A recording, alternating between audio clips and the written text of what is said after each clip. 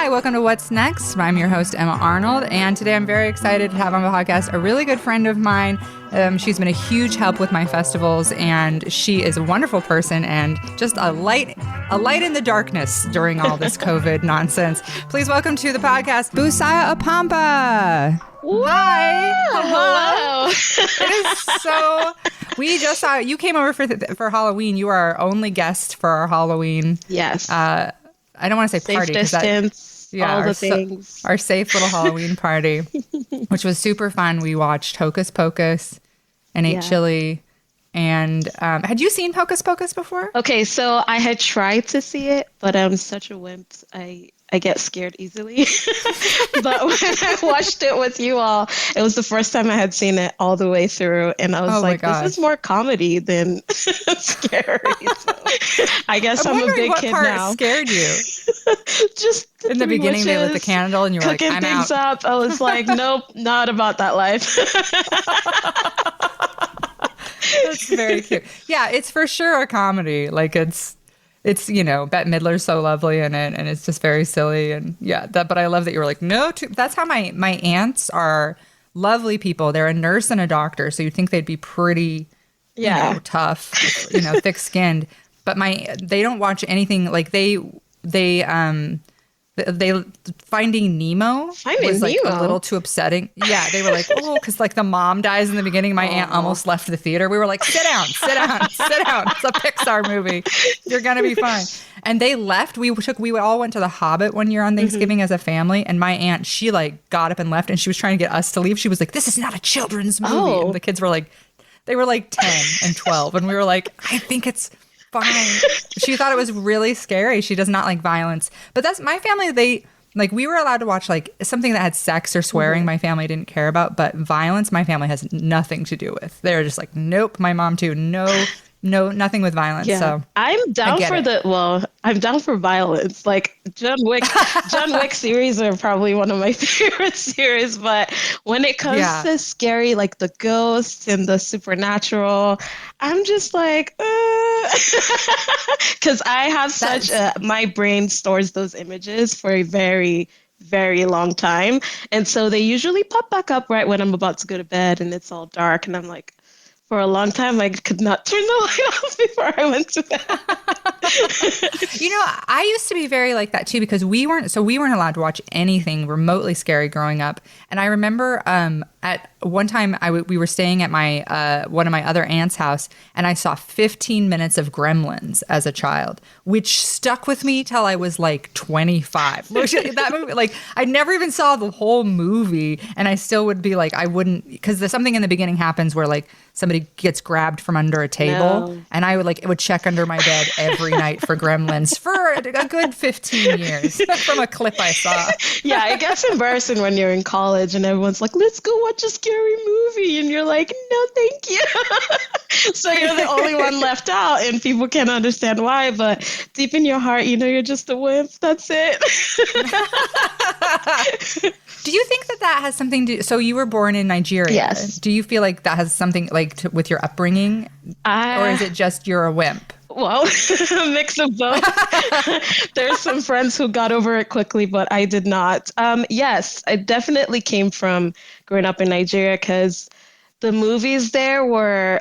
Now that I watch it, I laugh, but back then it was so real to me because there's a lot of what we call juju, which is kind of like witchcraft, jazz, all of that. And so we had a lot of movies like that where the ghosts will appear when the people are sleeping, or there's poison in their food, or a cat turns into a yam. Like, it's just all these really, really weird things. And that's the funniest thing anybody's ever said on this podcast. And so there's people turning into different things. And so like we were told never to pick up money from the floor. People hear like lucky penny. It's like, there's no lucky penny in Nigeria. You pick it up, you turn because you could get turned into a yam. Yes, you could turn into a yam. Really? And so I just was for a while have nightmares. And at a point, my mom finally was just like, you know what, we're gonna ban these movies from the house because your sister can't handle. So I deprived the house from watching scary movies. Oh God, that's so great. That really is such a funny that like. a cat getting turned into a yam stuck with you for so many years. I love that. That's going to become a shirt, honestly, for the podcast, because I love that so much. Yeah, I kind of am in the same way, even though, like, it's weird because I don't necessarily believe in ghosts, but that's the only kind of scary movie that, like, I now, because the kids like scary movies, and so I feel like I've kind of started to watch them more with them, and Alex likes scary movies, and he's not scared by anything. I mean, anything at all. You know, he was a helicopter repeller and firefighter. He's not scared of anything. But so that's kind of made me more brave, like sitting with them while they're all not scared. Like, I'll be covering my head with a blanket and then be kind of like, apparently this is fine, you know, like. See, there's people like you who, you know, you don't like scary, but you can sit through it with people and like be scared. I just avoid it at all costs. I don't go near it. I see the little trailer. There's one kid at the end of the hallway looking down. Nope, I'm out. That's my kill. There's a kid. Yeah.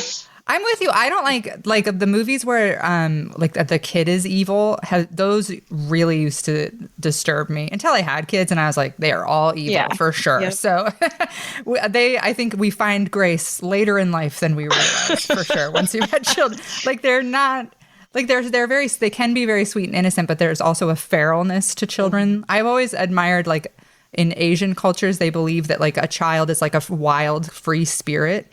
Like a Korean friend of mine was explaining that he was raised very fair. Like, you're kind of allowed to do whatever you want until you're about 5 or 6, and then you start school, and then the hammer kind of comes down, and it's like, now you need to be serious. But before that, they're just sort of like trying to convince this wild spirit to stay in the body, and that's how children seem to be. That's interesting. Like, that's an interesting take. I've never heard that before. Yeah, I think that's a good way to raise kids, because, you know, we expect sort of this like. I think that's why Americans tend to be very authoritative with their kids, is we sort of expect this like this quietness and I don't know, like rigidness out of very small people that is unreasonable, you know, that who can't put it together. Like, they barely have object permanence. And then it's like, no, you have to sit here for 2 hours and be quiet. And it's like impossible. Yeah, so they're kids. But I raised feral kids who will barely rake the lawn. So maybe there's something to be said for the other side. Oh my gosh. Well, so we've been friends for quite a while. Yes. You worked, we met on Tree Fort, right? Yes, we I think that's right. Yes. And you worked with, we've both worked with Tree Fort for a lot of years. And then also you were a huge amount of help with 208 Comedy Fest. We could not have done it without you. And I just read, I looked up your bio just because it's funny because I sort of only, I did. Because I sort of know, you know, it's a funny thing. I know you from these certain things, but I didn't realize you co-founded the Women in the Workplace organization for Boise State University. Yeah. So that was fun. That was a club that started, actually one of our professors, Shelley Poole, was the one who had the idea to start this club. And she put on this kind of interest group to see if students could run it as a club on campus. And so a couple of us were really interested. And so we started it as a club at Boise State. And unfortunately, a lot of us who started it were graduating like the next year or two. So right now, I'm not sure what it looks like, but that's kind of where it started at Boise State, was that student club. So yeah, it was really fun. That's cool. And you just finally finished school, too. So congratulations on that. Thank you. You've been in school as long as I've known you. And you're also literally the busiest person I've ever met. You're always like, you work full time. You're going to school full time. You were also like volunteering for like 3 or 4 organizations at any given time. You're so busy. Yeah, I get that from my mom. I always, whenever I talk to her, I'm like, what have you cursed me with? Because she's just always busy. And now I feel like I started to take up on that. And it's great because I get to meet a lot of people. I get to have a lot of fun, but it's also like I never have time to chill. So it's a blessing and a curse. I love it and I also hate it. Yeah. My mom is very like that. I was raised very like that. And I feel like quarantine is the first time in my life, like since I was a kid, that I've rested. And it's like a skill. It's like a skill set, you know, like I feel like I've gotten fairly good at it because I really, in the last couple of years, because I had been touring so much and because I had gotten sick, I was like, okay, clearly your body is crying in pain and is like, slow down. I'm also like 20 years older than you, so look forward to it, huh? But I was always so busy. Like I had the festivals and I was touring and you know, like I volunteered and I was always doing so much and I had the kids. And then this last like 2 years, I've had to just be like, all right, Tuesdays are for looking out the window. And it is hard. It is like a skill set you have to develop just to like sit still and do nothing. Because I feel guilty. Do you feel guilty if you're like not moving or do you just like to be busy? In college, I would say I just always wanted to be busy. When I relaxed or when I was not doing anything, I would immediately get up and be like, I feel like I need to be doing something. On Saturdays, my body will wake me up at 6 a.m. like, what is happening? But I think this year has really thrown me off because I thought I was someone who was so extroverted I could not be alone. But I just love being alone now. And it's so weird. Like, I think the introvert that's always been hidden in me has finally come out and is just flourishing during this time because that's great. I just enjoy being able to process my thoughts, being able to sleep. Sleep is something I did not have a lot of in college. Being able to read books and research things and just kind of not do anything and not see a lot of people. But then I have like a smaller circle of people that I talk to from time to time. And so for me, that's enough, like having that core group of friends. I miss the social life where you meet people and you have all these surface conversations, but it's the deeper ones that I'm starting to cherish even more lately. And so I have been enjoying quarantine. I feel so guilty as an extrovert to say that, but I have been loving it. Yeah, I feel it, you know, it's definitely had some bumps, but like this week I was thinking how it's the kids being home for you know, because they've been out of school essentially since March. They've been doing online school. And you know, at first it was pretty rocky because they were heartbroken, they were mad.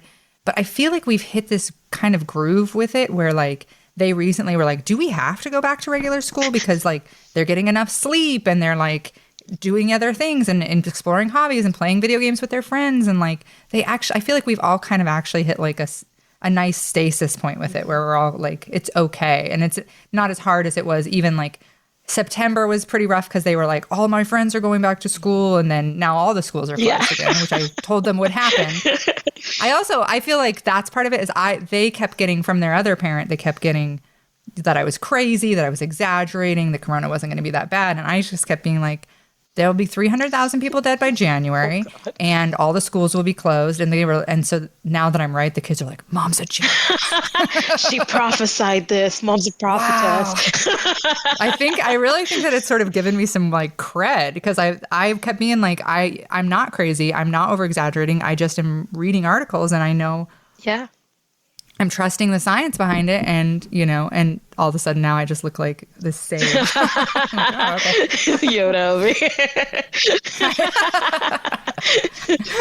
No, I do miss being social, though. I would say I miss just being outside. I feel like, especially working from home, because it's one thing to just be quarantined and do nothing, but then to work from home, I feel like I work even more now because my work is my home. And so I'm just never off, it feels like. So that part's been stressful, but that's why I enjoy being alone, I guess, is because when I work a lot, I just want to go to bed or like chill and read a book or something. So yeah. What are you reading? What have you been reading? Oh my gosh, I should know the name of the book. It's something about joy, and it's with Desmond Tutu and Gandhi. I need to pull it up really quick because I just ordered it and so far. I knew you'd be reading something amazing. I'm reading trashy fantasy novels. That's all I've been reading is like swords and sorcery. Nonfiction is the one I'm a fiction person. So this is a change for me. And feel pretty grown up reading an adult book. A book on joy. Yeah, it's called The Book of Joy. And it's by the Dalai Lama and Desmond Tutu. Yeah. Oh, cool. My friend recommended it to me. So. I'll check it out. Yeah. I feel like joy is something I lost for a bit in all this, you know, like we were doing okay, but like I felt like I was actually kind of like, I'm glad we're not doing comedy because how would I be, you know, I really feel like after after Biden got elected, everybody kind of went like, okay, we can sort of picture what the future is going to look like. And it sort of like allowed this little like bubble of joy in me to start coming. Not that I was a huge Biden fan, not that I think it changes everything, not that I think it's like, I'm not, we wouldn't be excited about it if it wasn't for how bad things have gotten. So, for a second there, I was scared though, because of all the lawsuits and everything. So I told my mom, until I see Biden sit in his butt on that chair, I'm not going to celebrate, which is cynical, but oh well. I've just gotten my hopes up too high this year, I guess, and been let down. Oh, yeah. Have you thought about going back to Nigeria during any of this? Have you just been like, all right, enough of this? I have. Because I just wonder, because of like being Black in Boise, Idaho must be rough occasionally, or all the time maybe. Yeah, it is kind of rough sometimes, I won't lie. I had a great experience in college, but there were some points where I was like reminded that I was where I was, and family telling me, remember, you're in Idaho. Why are you in Idaho? Everyone's always asking me. Last night my best friend is like, why are you still in Idaho? So there is something special about Boise, but I for sure experienced the nasty sides of Idaho. I do think about going home a lot. I think it's just this fear of, would I be able to come back? Because I do have a life both in Nigeria and here. And so I want to be able to, if I'm leaving America, I want to know, rest assured that I'm leaving America and not being able to, go back and forth. So I think it's mostly that fear of, with immigration and this and that and closing embassies, and just the uncertainty of it all has made me go, okay, maybe I should postpone this trip. But yeah, it could get hard sometimes. And I try to keep in touch with my family over WhatsApp and FaceTime, but it would be nice to hang out with the family in person. How much does your entire family still live there, or do you have family here too? I have family here. I have family kind of everywhere. My parents are in Nigeria. My brother is here, and my sister's in Canada. So. Oh, okay. Yeah. So you kind of got people all over. Yeah. We're all in our little lonely pods. Yeah. So we try to stay connected over technology and stuff. What's COVID like in Nigeria right now? It doesn't seem to be as scary as it is here. I don't think the cases were as high as it is in America, and people are still cautious, but I started to see some videos from home of like weddings. Nigerians love to party. So of like weddings and birthdays and all of this where people aren't wearing masks anymore. But I don't hear about spikes in cases and things like that. So that could be either due to lack of the infrastructure to take care of these things, or people not actually getting tested, or just that Nigerian mentality that you just wait it out. If you're sick, you'll probably get better in a couple more days. Just take like Panadol, which is kind of like an Advil, and you'll be better. So yeah, it's not too bad, but people home worry about people here because they hear about the scary things that are happening with COVID. And so I don't think it's as bad back home. Yeah, I've gotten texts from Canadian friends who are like, are you safe? What's happening in your country? And I'm like, yeah, it's not great. Like one of my friends saw an article that said that Idaho had more cases than any European country currently. What? And yeah, I didn't ever see the article, so I don't know. But she was very, very concerned. Like, wait, isn't Idaho really small? It is.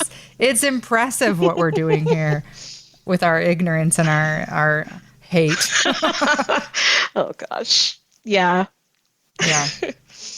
I'm just confused why it's even a debate, why it's such a debate, in the first place. It's kind of like if you don't want to get sick, take caution.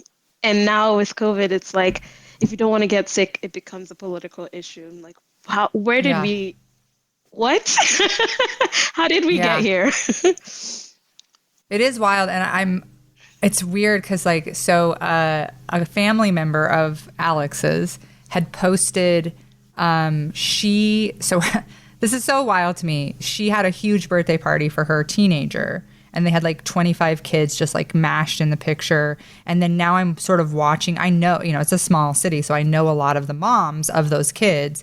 And like one family posted that they had COVID. And now I'm just watching this like wild super spreader event. Like another mom was like, oh, we have COVID, and it's like, oh, and like one of them, they're like, we're still going to go to California. We'll stay in the and I'm like, they have COVID. They're traveling to just the mentality of sort of being like, well, we didn't get like super sick from it. So we're just going to travel is just, I think I didn't realize how stupid and selfish a lot of people were, just like even going to the party in the first place, but like knowing and so just I've been watching and Alex is like, stop following this, it's making you mad. And I'm like, I can't stop. I think my favorite part of COVID is the report that it's a Democrat agenda, and I go, I feel like America is so how do I say this politely?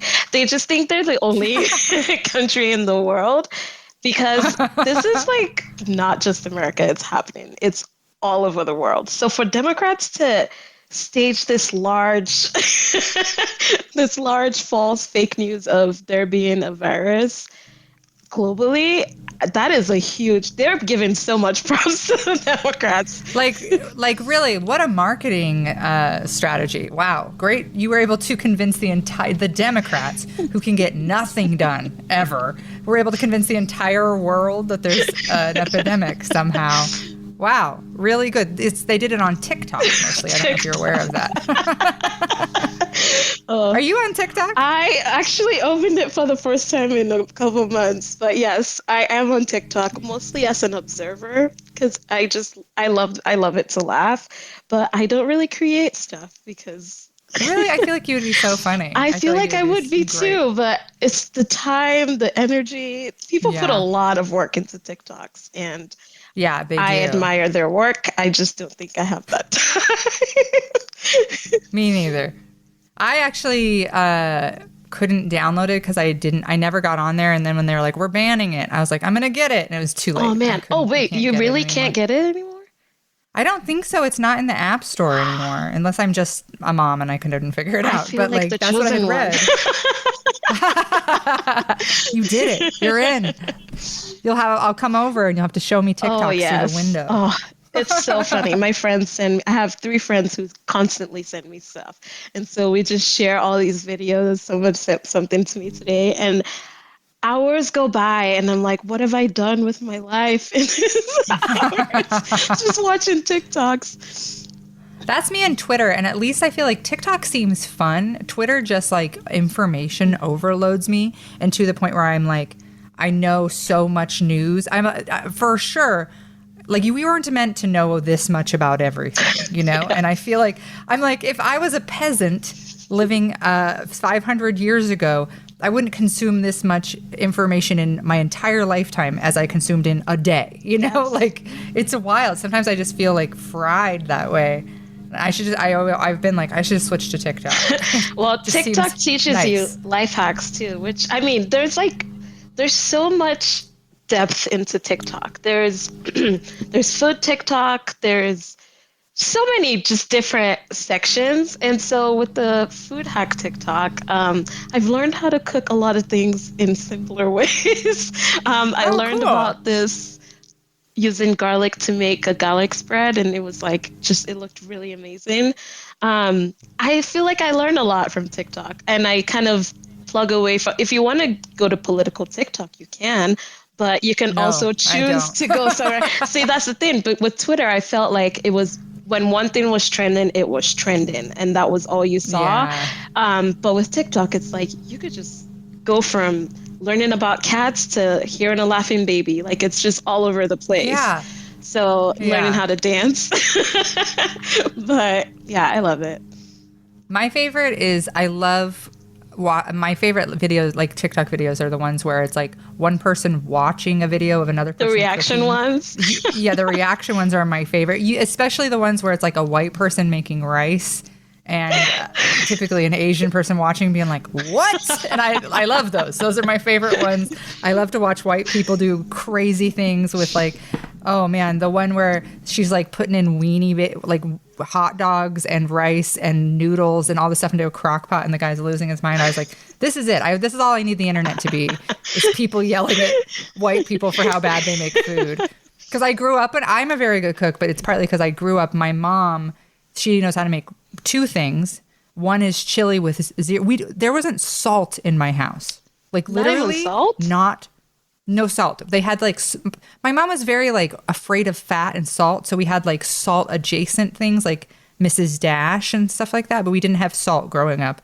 And then the only thing she really made was she would make broccoli cheese soup, which was a brick of Velveeta cheese melted, a gallon of milk, and broccoli thrown in.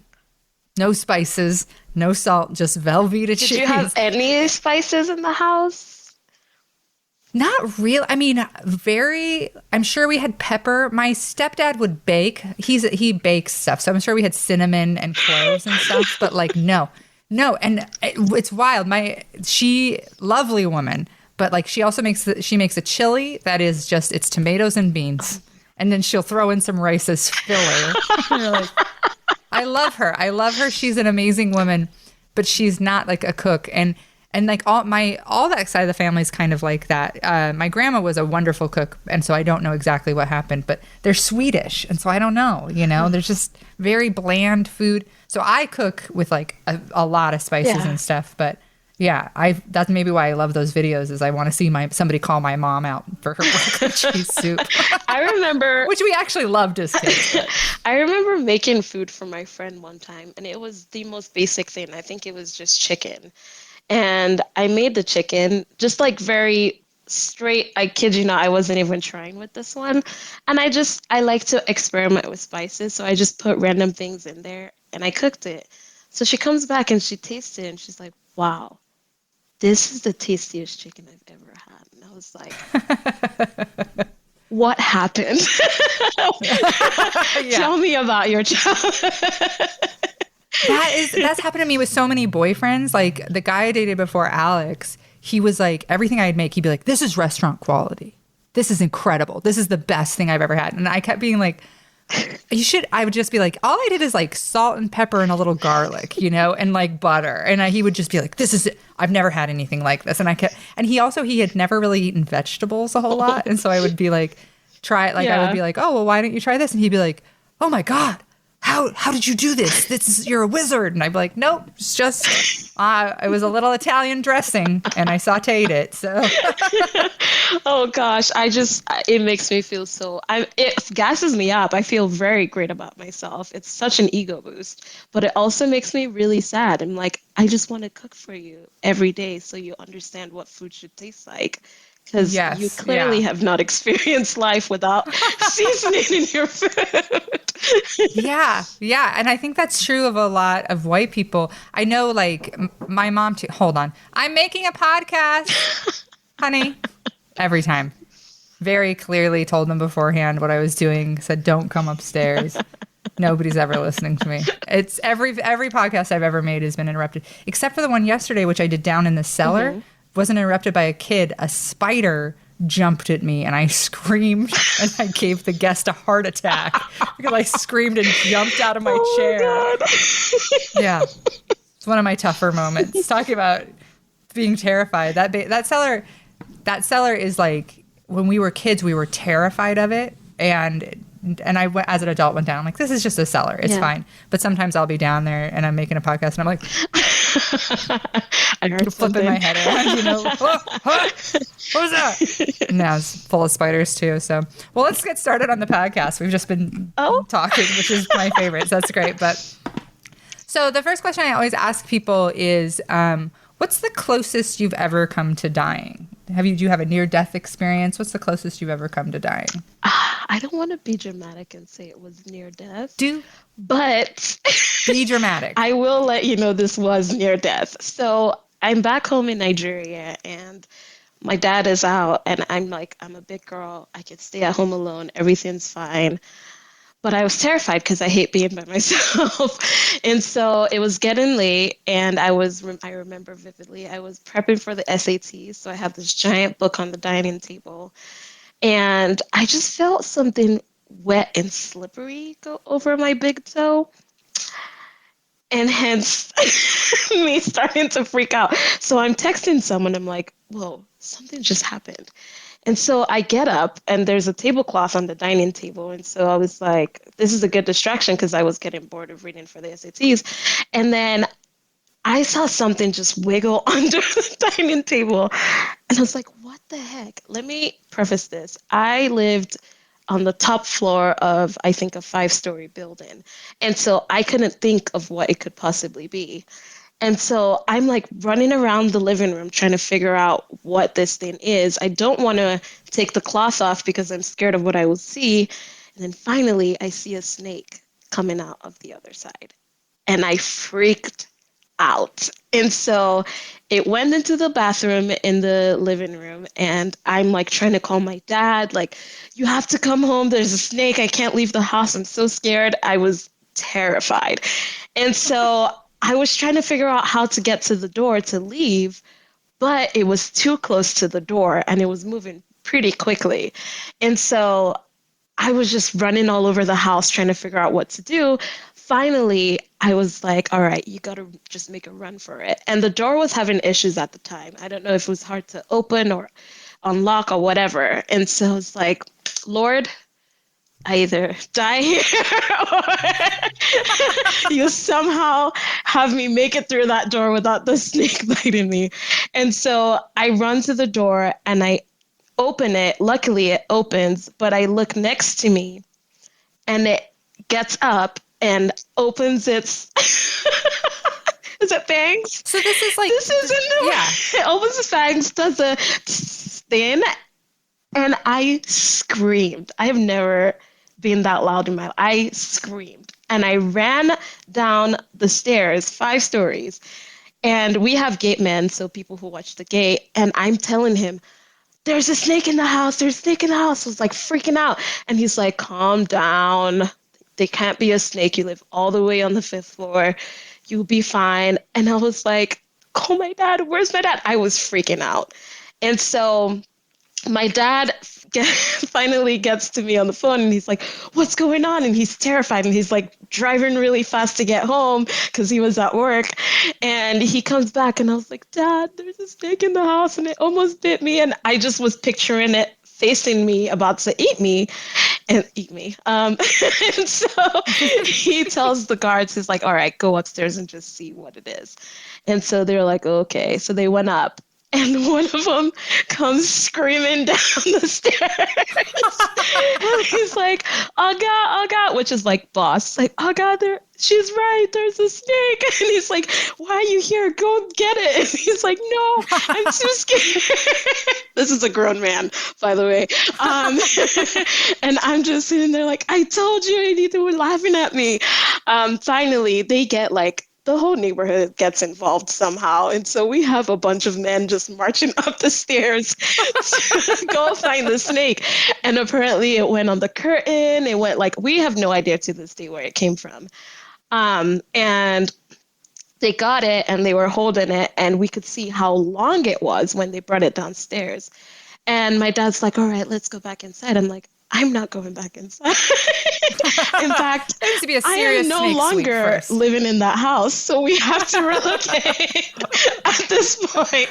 And so we stayed with my aunt and my uncle, and I did not go back to the house for 5 days or so, and it took a lot of convincing me to get back in there. But every time I'm in my room, I'm like looking around for a snake before I go to bed. So, wow. So what kind of snake was it? I don't know. Was it a cobra?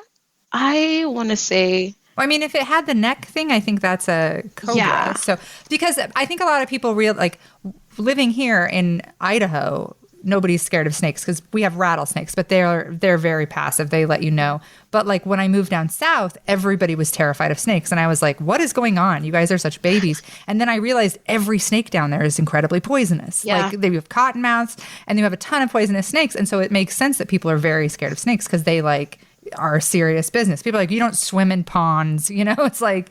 So a cobra, that's like a real scary thing. That is legit. That's a terrifying snake. That is really scary. Yep.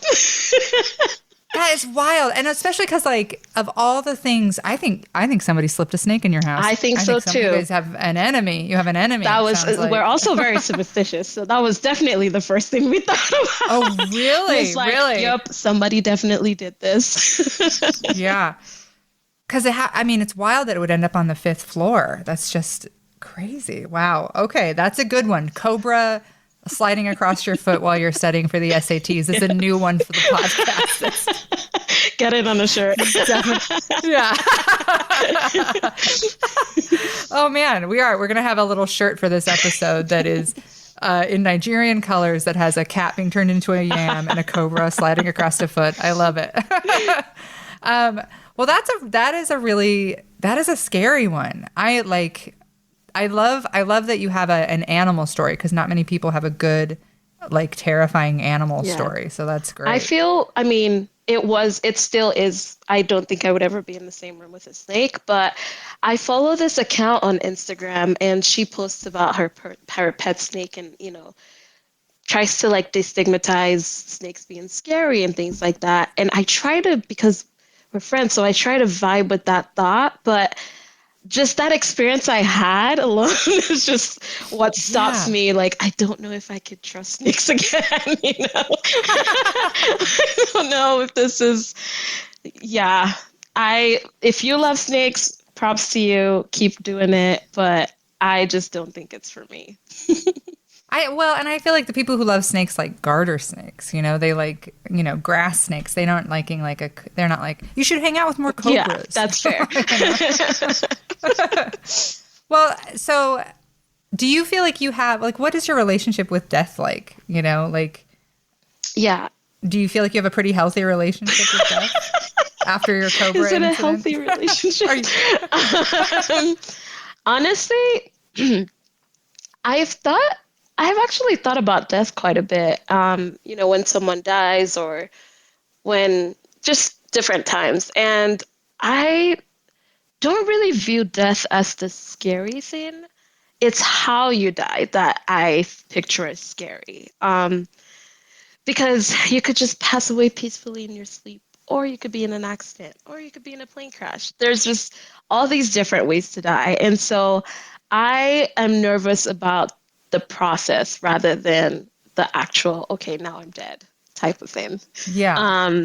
So I've come to peace, because I know at some point we all have to go.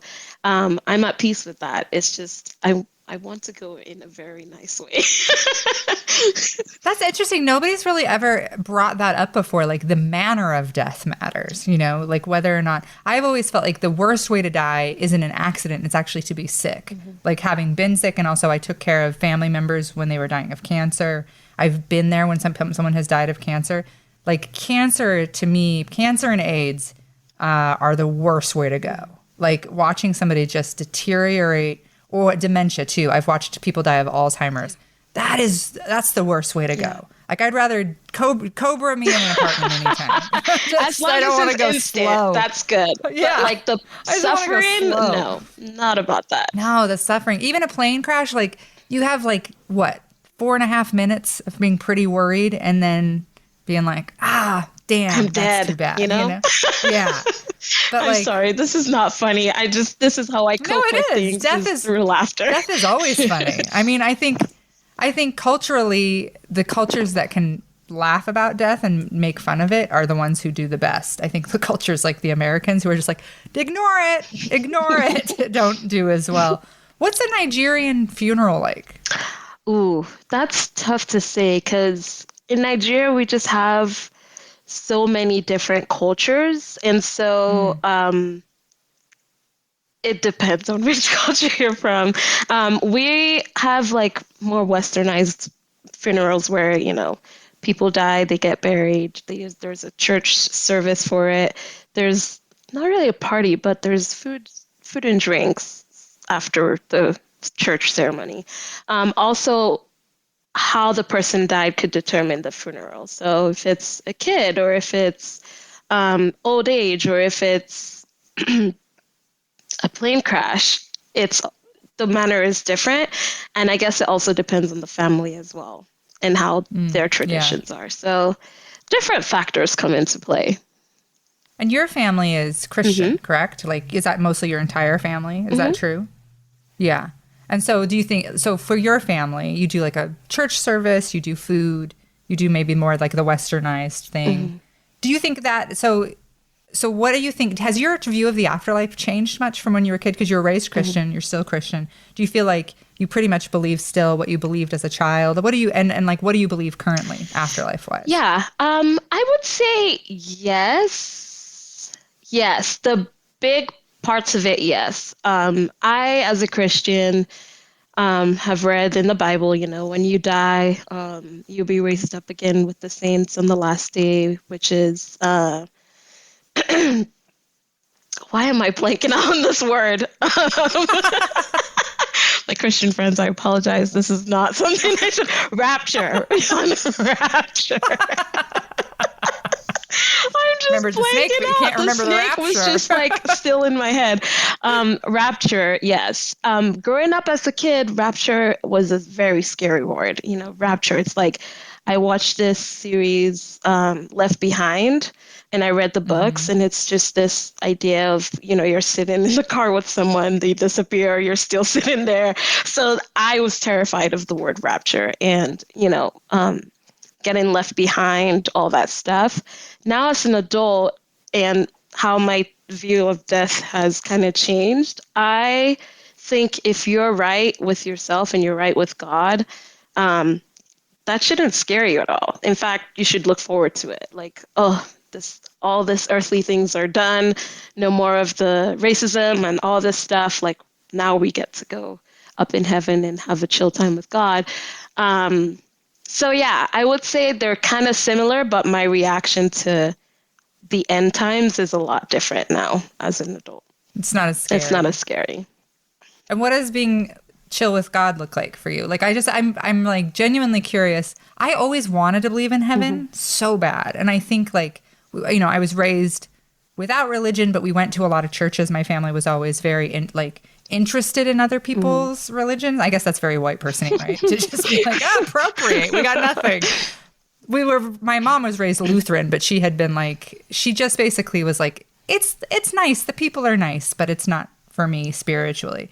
But my parents are spiritual people, but they just never really found like a church. Like, they sort of just believed that you had a connection to the earth and to a higher power, and you expressed that however you needed to. And so we went to a lot of different churches because I think my mom felt sad that she was worried that because we were being raised without religion, we would never develop anything spiritually. So we would go to synagogues and stuff like that.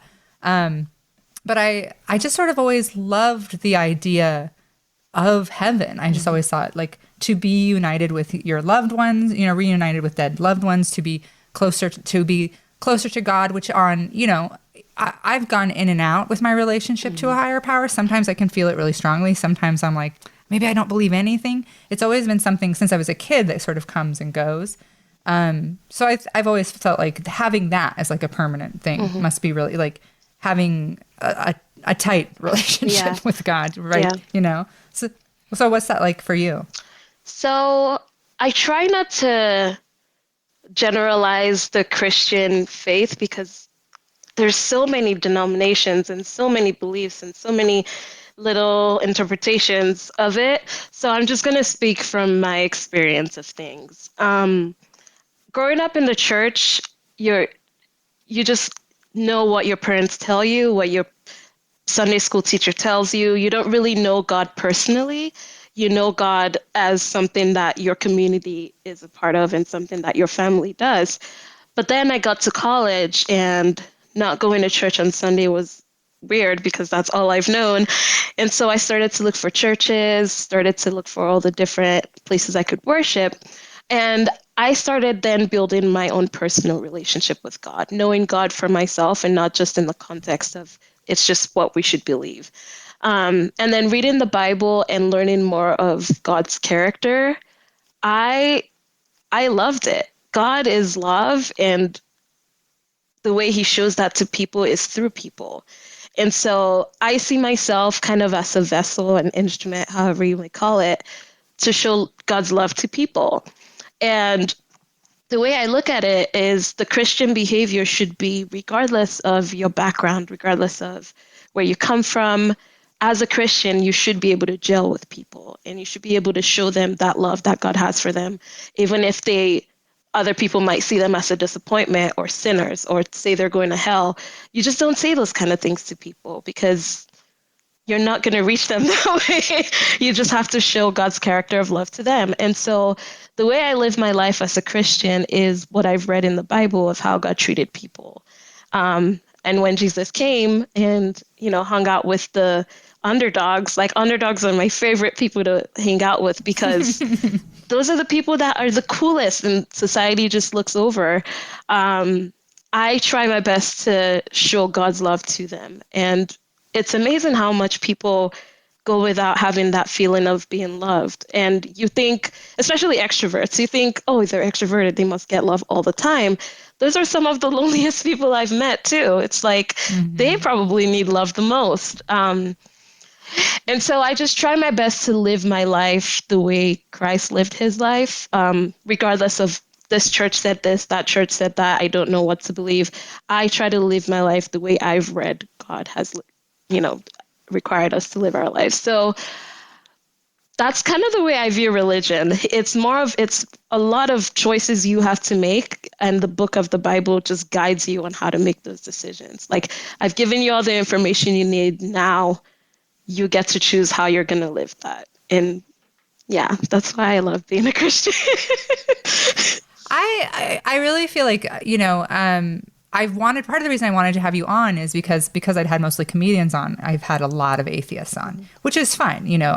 Everybody's story has been very different. A lot of people had lost religion or had found it and lost it again or whatever. But I wanted to have you on because I feel like one thing I've always admired about you is you're what I wish Christians universally were. To me, I see you doing a lot of outreach with the homeless. I see you working with different. I've seen you be compassionate and kind to everyone I've ever seen you interact with. Like you're so young, and I've always been like, damn, she has got it. Like you're already so sweet. Well, to make me cry, this is your first tears on the podcast. Oh no, by no means. I cry usually, so. But no, I think I really do. I admire that about you because I think I know a lot of Christians who have taken Jesus to me has always been like, I remember learning about Jesus as a child and being like, man, what a cool dude, and being all about it. Like you said, like for the underdogs, fights power. Like for me, modeling yourself after Jesus, you couldn't go wrong. Basically, that's a great idea. If we all just did that, that would be great news. But like so much of how people interpret the Bible Jesus sort of gets dropped from it, which is wild to me because I'm like, he's the point. And I think people fixate on his death instead of his life a lot of times, and on like his resurrection has this point to it, which I've always found really poetic and really beautiful, is that one person is taking on the sins of an entire humanity and making this really tragic sacrifice and sort of saying like, I take on all these sins so that you can still get into heaven. And I feel like so many Christians have gotten away from that sacrifice, especially during COVID. You're seeing it and you're like, Jesus, his whole deal was sacrifice. Like that was the whole thing. Yeah. That's what he did. Dying on the cross is like heartbreaking because of that. Like, I don't know how people can't connect those two things, Yeah. Yeah. Growing up, I always prayed to God it's like, God, give me a heart like yours. I want to know what your heart is like for your people. And without realizing it, he did give it to me. And I was like, whoa, slow down.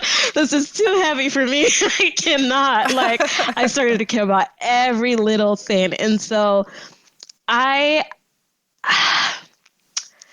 just think the way I see Christianity is, like you said, modeling after God and being willing to sacrifice your selfish desires to benefit other people. And it's not saying you shouldn't take care of yourself and you shouldn't love yourself, because how are you going to give if you're empty, And so taking care of yourself, but also loving on people. we preach, love your neighbor as yourself, but then you see people standing on the side of the road with signs saying you're going to go to hell if you have sex. And it's just like, where did we miss the point in all this? And I always relate it to like kind of marketing. It's like, if you want somebody to buy your product, you're not going to shame them because that's not going to make them buy your product. You're going to tell them why your product is the best option by either getting people who have used it to talk about it or getting people to rave about it. There's a way you strategize on how to preach to people. Telling someone they're going to go to hell and everything they do is a sin is not a way to get them interested in Christianity. Yeah. That is not it at all. But if they see how you live your life and they see the grace of God in your life, they're going to get curious. There's no doubt about it. And I stick to my faith, especially because with how my life has gone, there is no way that there isn't a God. Like, no way at all for me, because there's things that are just unexplainable that have happened to me that I'm like, human beings could not have done this, and I couldn't have done this on my own. And so with my life experiences and just what I've been through, I'm just like, there is a God, and I'm grateful. I wake up every day and try to be grateful for the things that I have and the God that I serve, because staying alive or going to the grave, I know that I've been here put on earth for a reason, and I don't want to leave without fulfilling that reason. And so I feel like God has equipped me daily with the people I need, the things I need to just keep going and to spread love to other people, so that at least when I go with Jesus, I can say, yes, I loved on as many people as I could possibly love on. Because really, that's what it all comes back to me for. It's just, did you love people genuinely? Not, I love you. Like, did you really love people? Did you go out of your way to do something good for someone? Did you put a smile on someone's face? When you were depressed, did you reach out? And, did you make an impact somehow? That's kind of the way I say. I'm rambling. I'm just going to stop talking. But this is just you're great. My thoughts on. No, I think that's great. And I've wondered sometimes, because to me, that for me is what I also agree. Like, I feel like that's what we were put on earth to do. Like, the prayer I do a lot of times in the morning before I start my day is I'll sit and meditate, and I'll pray to be filled with compassion so that I can spread it around.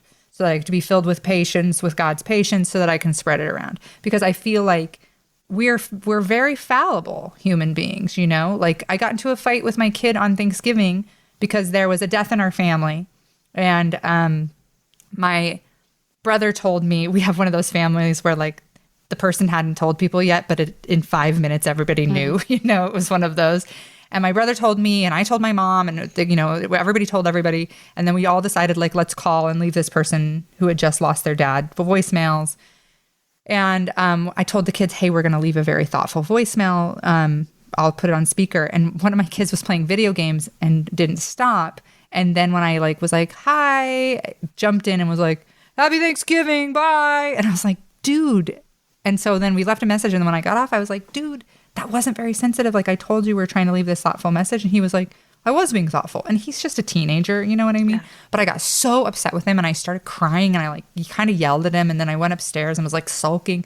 And then later I was like, that was me. That wasn't even him. Like, yes, he's being a selfish teenage boy. Guess what? That's where he's at. He's not done cooking yet.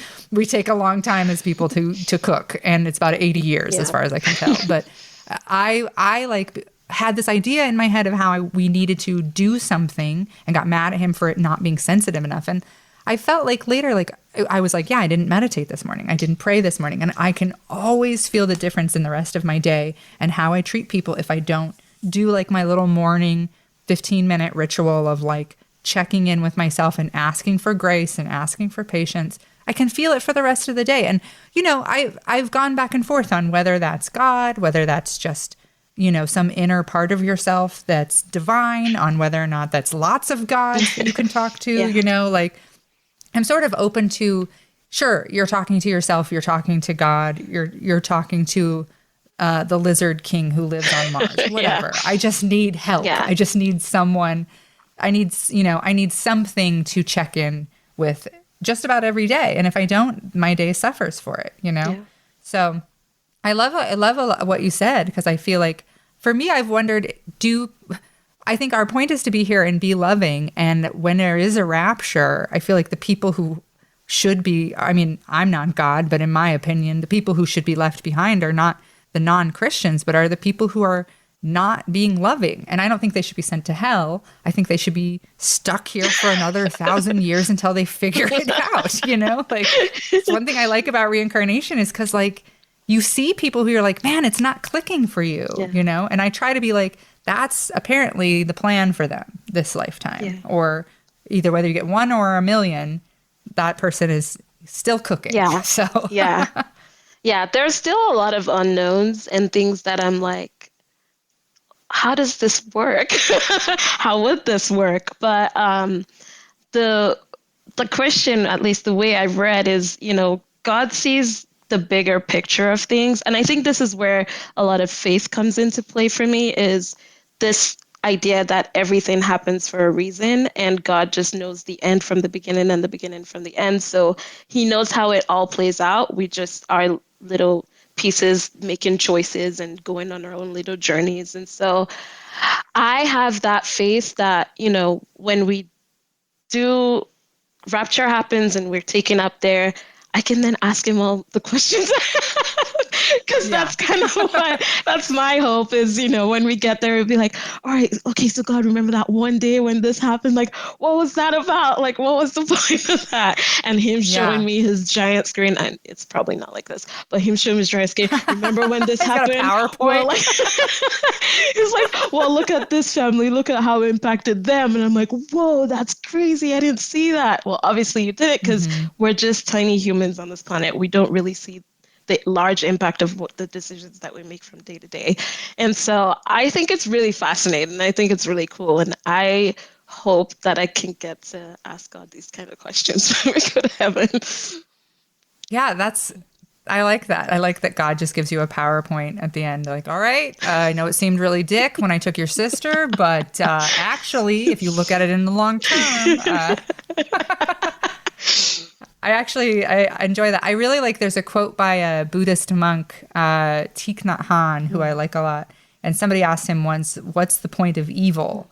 Like, why do bad things happen? Why do people get murdered? You know, why do these things happen? And he said, to thicken the plot, you know? And I sort of love that Buddhist idea that, like, yeah, to thicken the plot. That's why, because I think I've thought about that with Trump and with Trump supporters recently, where, like, how different we would be now if Trump hadn't gotten elected president. I feel like there's 20% of the country who's just actively racist and being terrible. But I feel like also at the same time, there have been a lot of people who've all of a sudden realized they need to be activists, who realize they need to fight for the working poor, who realize that trying to be not racist isn't the same as being anti-racist. You know, like, I feel like Trump really, you sort of needed him to thicken the plot in a way, because America was very stagnant and sort of just like, thinking they were the only country in the world. And now maybe has been humbled, because I think in my own life, I've noticed the times that I have been humiliated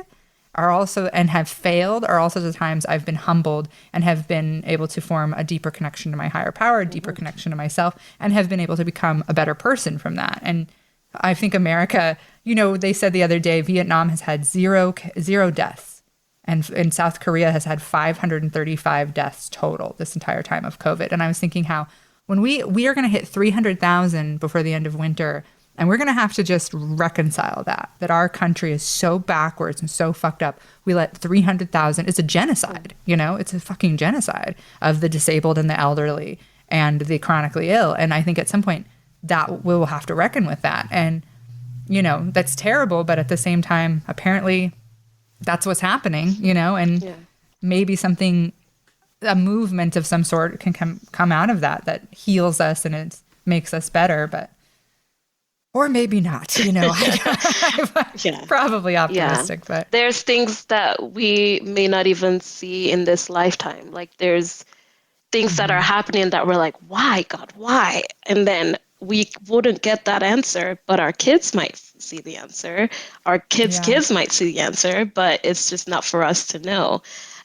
Again, bigger picture. That's kind of what, if I don't think that way, I will go crazy, because there's a lot of questions in my mind as to why things are the way they are. But I just always think there's a reason for everything. And I'm watching this show right now, which gets me in my feels, but it's also reinforcing that thought for me. It's called A Million Little Things. And it's like, it's not just one big, the idea is it's not just one big thing that causes something. It's a million little things. And so I'm just rest assured that everything that happens, good or bad, is for a greater reason that I may or may not know in my lifetime. So, yeah. Well, amazing. Well, I'm going to ask you my third question. And so the two questions I always ask everybody, the third is sort of one that's specifically for you. Okay. I want to know, so you're already, how old are you? Going to be 25 in a couple of days. 24. I thought I was going to say, I think you're 24. You're already one of the most incredible people I've ever met. You're smart and you're kind and you're generous and loving. And I just want to know, like, what are you going to do with yourself? I'm so excited. You know, like, you've helped so many people and you do so much for so many people. And I'm just like, what are you going to do?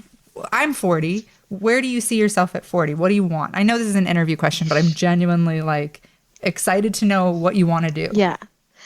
If you had everything, if you had all the resources, if you could do anything you want, what do you want?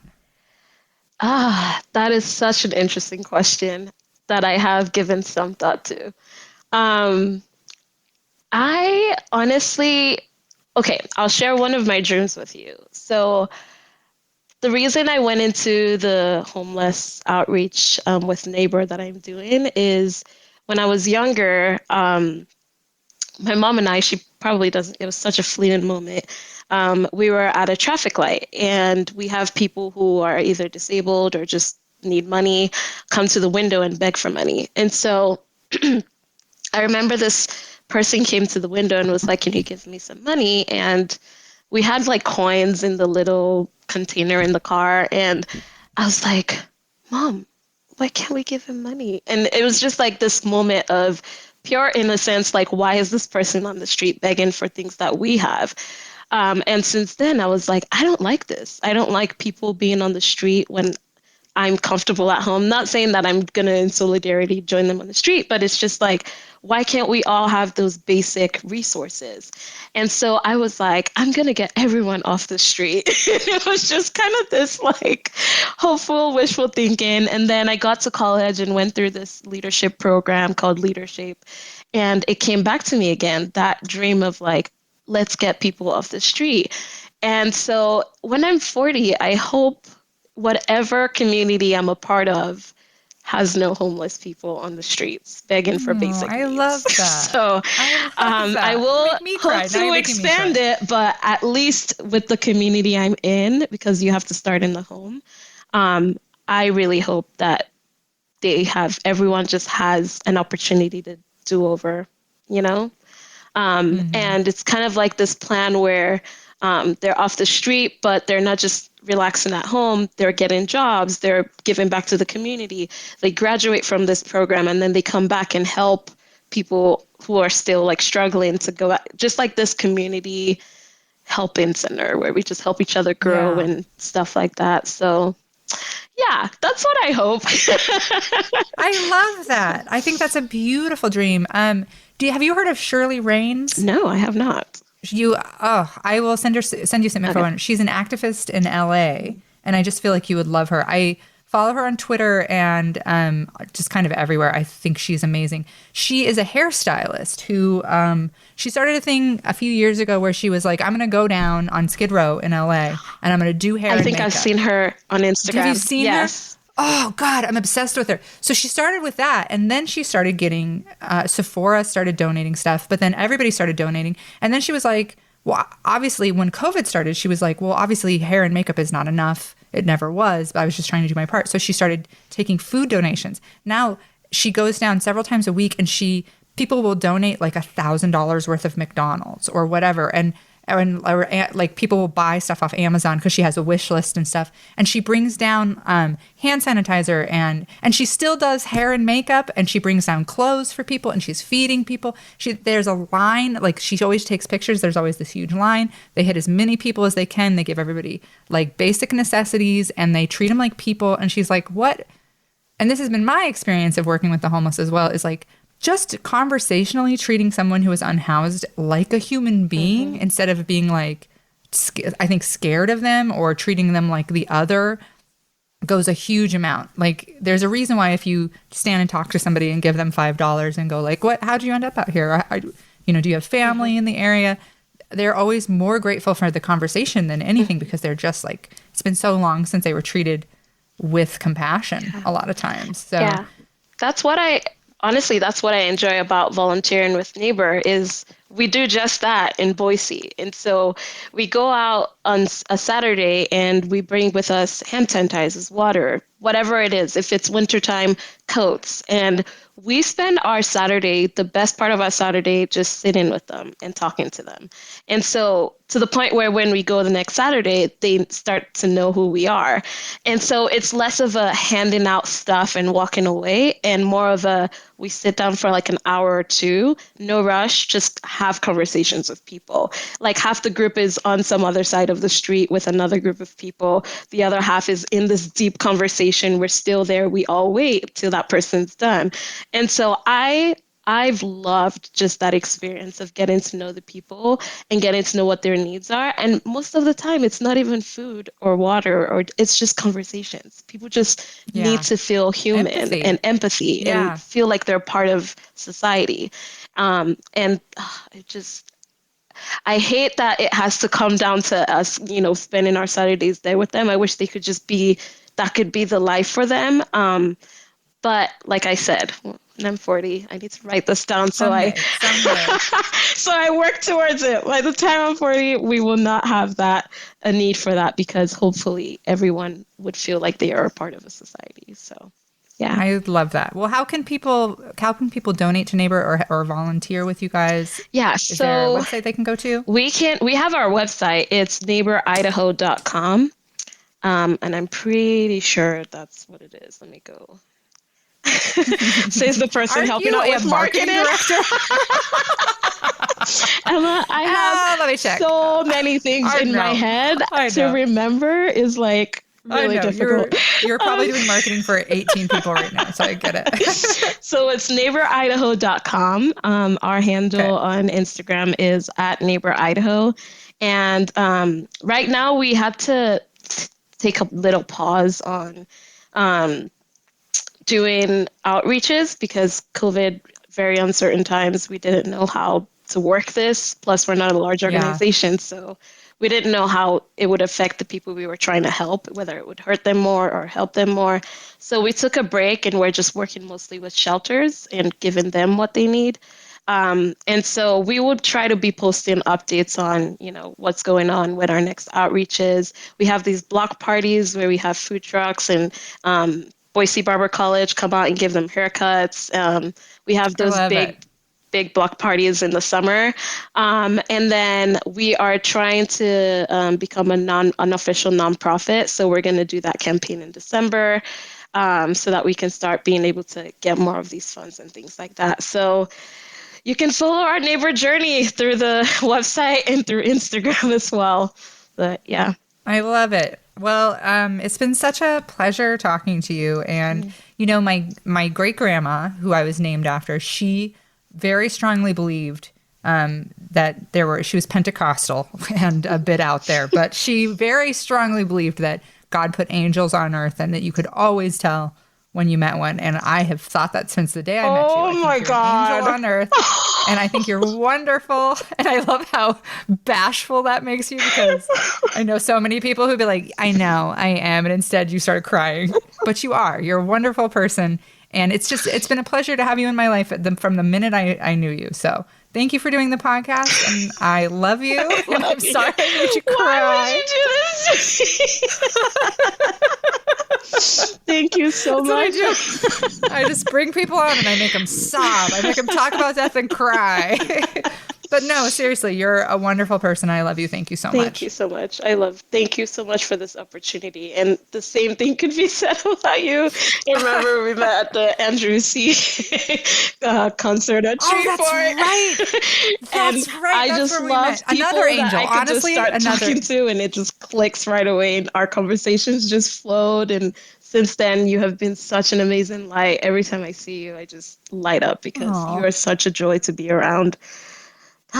This is a lot. I forgot we met at Andrew WK because that was like an angel fest right there. He's an angel. We were there with Solomon Giorgio, who's an angel. And we watched from backstage, and I had never even heard of Andrew. And I was like, what is this? I love it. I love it. What's happening? The whole time I thought you were a guest comedian because I was like, oh my God, she's like, I mean, you are a big shot celebrity, but I thought they brought you from like LA. And I was like, oh my God, she's like talking to me and we're talking about Andrew C. Nope. I was just like, she's the coolest person ever. I felt like a big shot at Treefort in that moment. I was like, ooh, I am hanging out with this.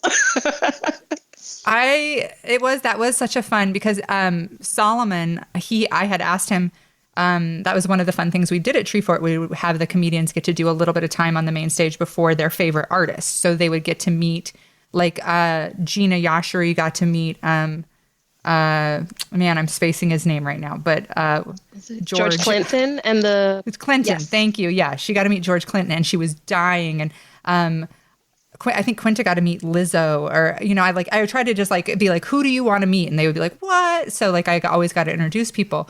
But yeah, Solomon, he surprised me because he was like, I can do Andrew WK. And I was like, really? And he's like, oh, I'm a huge fan.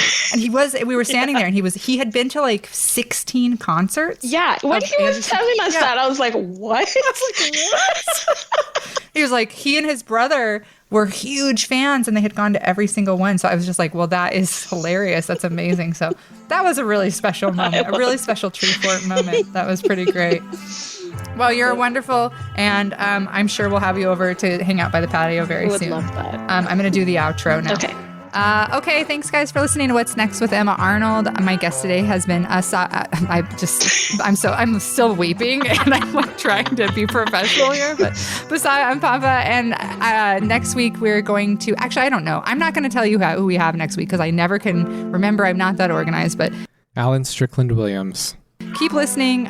Remember, this goes out on the Patreon first, and you get to hear the full unedited version a week early if you subscribe for $5. And otherwise, you can listen to it here. Please follow me on Twitter, buy my albums, do all that stuff. And please go to neighboridaho.com and donate and help those guys out there doing wonderful work here with our unhoused population. So thank you very much for listening. Bye.